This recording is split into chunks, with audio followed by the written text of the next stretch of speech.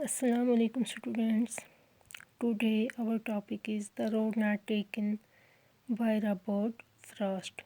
Robert Frost की ये सबसे famous poem है. And this well-known poem is about making choices and the choices that shapes us. इस poem के ज़रिए जो important message पोइट देना चाहते हैं वो ये है कि हमारी लाइफ में हम जो भी चॉइसेस लेते हैं या डिसीजन लेते हैं वो हमारे फ्यूचर पर इम्पैक्ट करते हैं। तो ये चॉइसेस हम कैसे लें ये हम पे डिपेंड करता है। यानी कि जो भी हमारी ज़िंदगी में एक ऐसा टाइम आता है कि हमारे पास दो चॉइसेस होती हैं, तो उनमें से हमको एक चूज़ करना पड़ता है, यानी कि एक डिसीजन लेना पड़ता है। तो जो हम डिसीजन लेंगे तो वो हमें बहुत ही सोच समझ के लेना चाहिए, क्योंकि एक बार जो डिसीजन हम ले लेते हैं फिर उसको चेंज करना बहुत ही मुश्किल होता है। तो अब हम इस पोएम को शुरू करते हैं। Two roads diverged in a yellow wood and sorry I could not travel both. And we one traveler, long I stood and looked down one as far as I could, to where it went in the undergrowth.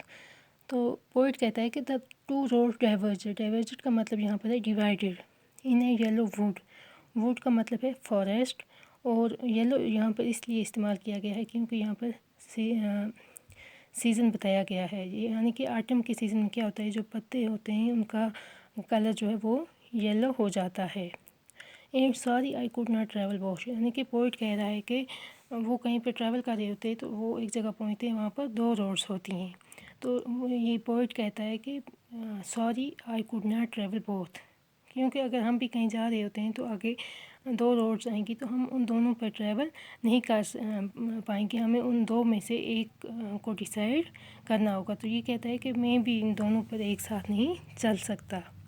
And be one traveller long I stood, तो and look down as one as far as I could, to where it went in the undergrowth. ये कहता है कि उससे यानी कि decision making point पे ये बहुत टाइम तक खड़े रहते हैं और इन दोनों रोड्स को अच्छे से देखते हैं, यानी कि जज करते हैं कि इनमें से कौन सी मेरे लिए सही रहेगी। यानी कि यहाँ पे खाली ये रोड्स नहीं है, यहाँ पे ये ज़िंदगी का डिसीजन है कि ये कह रहा है कि कौन सा इन दोनों में से कौन सी रोड में चूज़ करूँ जो मेरे लिए बेहतर है। तो ये कह रहा है कि मैं बहुत टाइम तक वहीं पर खड़े रह कर उनको देखता हूँ, यहाँ तक कि वो रोड आगे से बेंड हो जाती है, उससे आगे मेरी नज़र नहीं पहुँच पाती है। Went in the undergrowth, undergrowth का मतलब है स्मॉल प्लांट्स, और वहाँ पे जो हर्ब्स श्रब्स वगैरह होते हैं तो वो भी मेरे विजन को ब्रेक कर रहे होते हैं, यानी कि उससे आगे मेरी नज़र नहीं पहुँच पाती है। Then took the other just as fair in having perhaps the better claim because it was grassy and wanted wear, though as for that the passing deer had warned them really about the same. तो यहाँ पर इसने एक decision, poet ने एक decision ले लिया, इसने एक डिसीजन ले लिया जो अभी इसको ठीक लग रहा है, बेटर क्लेम यानी कि मोस्ट अपीलिंग इसको लग रहा था, इसने वो डिसीजन ले लिया।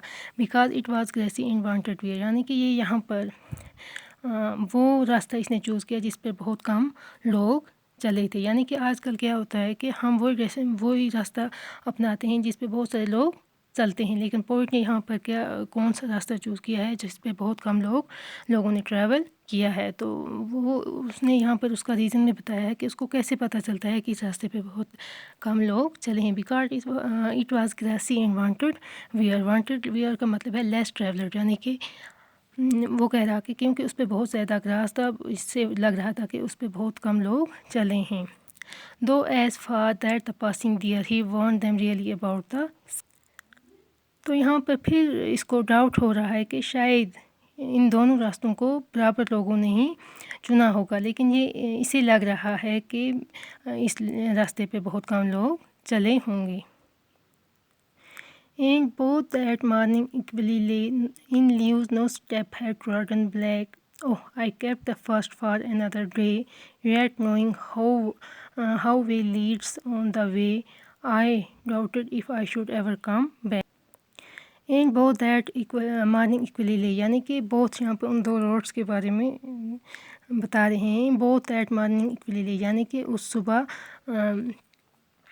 وہ دونوں جو روڈس ہیں وہ ایکول دکھ رہی تھیں. In leaves no step had trodden black, یعنی کہ راڈن بلیک کہتے ہیں ٹو واک. تو اس صبح کو یعنی کہ وہ دونوں جو روڈس ہیں، یہاں پہ پھر اس کو کنفیوژن ہو رہا ہے، یہ کہہ رہا ہے کہ وہ دونوں روڈس ایک جیسی لگ رہی تھیں. Oh I kept the first for another day, یعنی کہ یہاں پہ اس نے وہ ڈیسیجن لے لیا ہے. یہ کہتا ہے کہ جو فرسٹ والی روڈ تھی وہ میں نے کسی اور دن کے لیے بچا کے رکھی ہے. Yet knowing how way leads on to way, یعنی کہ مجھے پتہ ہے، شاید کہتا ہے کہ یٹ نوئنگ ہاؤ، یعنی کہ مجھے پتہ ہے کہ ایک راستہ دوسرے راستے پر لے کر جاتا ہے. I doubted if I should ever come back, تو یہاں پر پھر اس کو ڈاؤٹ ہو رہا ہے. یہ کہہ رہا ہے کہ مجھے ڈاؤٹ ہے کہ میں شاید اب کبھی بھی جو یعنی کہ اس نے جو روڈ پھر کسی دن کے لیے اور کسی دن کے لیے بچا کے رکھی تھی، یہاں پر یہ کہہ رہا ہے کہ شاید میں اس روڈ پہ کبھی نہ جا پاؤں. کیونکہ جب ہم ایک بار ڈیسیجن لیتے ہیں تو پھر بہت ہی مشکل ہوتا ہے کہ اس ڈیسیجن کو چینج کریں یا اس کو